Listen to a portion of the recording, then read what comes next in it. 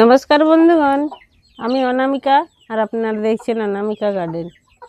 তো এরকম একটি জবা গাছ আপনারা লাগান, তো দেশি জবা, দেখবেন বিনা খরচেই আপনার গাছে অজস্র ফুল ফুটবে। তো এ গাছে কিছু তেমন একটা দিতে লাগে না, এমনিতেই অনেক ফুল পাবেন আর আপনার বাগান অনেক ফুলে ভরে থাকবে। আমি তো এরকম প্রতিদিন ফুল পাচ্ছি, আপনারা পাচ্ছেন কি না জানি না। তো চলুন এই জবা গাছটি কি পরিচর্যা একটু আপনাদেরকে বলে দিচ্ছি। সঙ্গে যদি পারেন, যদি আপনারা জানেন, তো এই লাল জবার সাথে একটা সাদা জবা গ্রাফটিং করে দেন, তাহলে সাদা লালে গাছটা খুব সুন্দর ভালো দেখাবে এবং খুব ফুলে ভরে থাকবে। আমি একটা এখানে সাদা জবাকে গ্রাফটিং করে দিয়েছি, তো দেখুন এখানে গ্রাফটিংটা সাকসেস হয়েছে, উপরে আরেকটি করেছি। তো এরকম জবা আমরা প্রত্যেকেই করতে পারি। আর এই জবাগুলোর তেমন একটা দাম নয়, 30 টাকা পিস, আর প্রচুর পরিমাণে কুড়ি আছে। আপনারা টবে দিতে পারেন, নিচে মাটিতেও দিতে পারেন।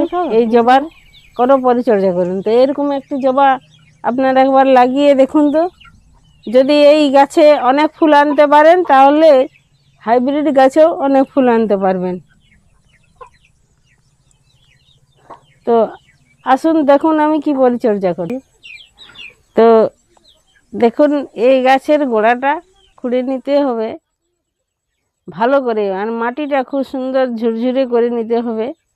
জবার মাটিটাই হলো মেন, মাটি যেমন করবেন ফুল তেমন পাবেন। তো সঙ্গে শাখাগুলো খুব সুন্দর হচ্ছে,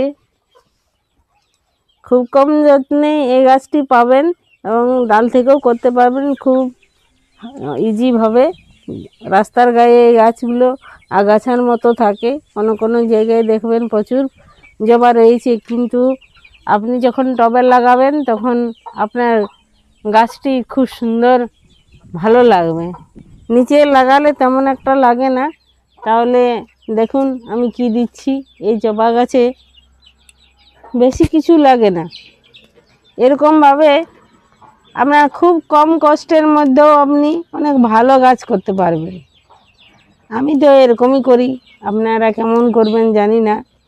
তো এরকম পরিচর্যা করেও আপনারা খুব ভালো রেজাল্ট পাবে। তো এই যে খোলের ছোট্ট ছোট্ট টুকরো রয়েছে, সেগুলো আমাকে এই সাইডে সাইডে এখানে দিয়ে দিতে হবে। এখন গ্রীষ্ম, প্রচুর পরিমাণে ফুল আসতেই থাকবে প্রতিদিন। তো প্রতিদিন যখন ফুল দেবে তাদের অবশ্যই একটা খাবারের দরকার রয়েছে।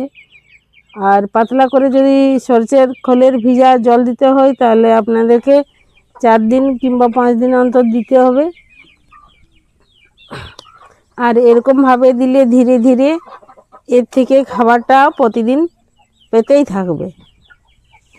আর সঙ্গে পারলে আপনারা ভার্মি কম্পোস্ট থাকলে উপর থেকে ভার্মি কম্পোস্ট দিয়ে দিবেন, কিংবা এরকম কোকোপিট দিয়ে দিতে পারেন। এখন এই জবা গাছের উপর থেকে, দেশি জবা গাছগুলোর উপর থেকে যদি কোকোপিট আমরা ছড়িয়ে দিতে পারি, তাহলে খুব ভালো হবে। সবসময় জলের দরকার হবে না, এই ভিজে ভাব থাকবে মাটি, সঙ্গে গাছ ঝিমাবে না। খুব সুন্দর করে এই কোকোপিটটা চারদিকে ছড়িয়ে দিতে হবে। বাস দেখবেন এই কোকোপিটে গাছকে খুব সুন্দর ঠান্ডা রাখে। তো এরকমভাবে পারলে আপনারা দিয়ে দিবেন, না হয় ভার্মি কম্পোস্ট দিতে পারেন, কিংবা গোবর সারও দিতে পারেন। ভালো করে জলটা দিয়ে দিবেন। এইটুকু পরিচর্যা আশা করি আমরা সবাই করতে পারবো। তো পরের ভিডিওতে দেখা হবে। আজকে এই পর্যন্ত, আপনাদেরকে অনেক ধন্যবাদ। নমস্কার।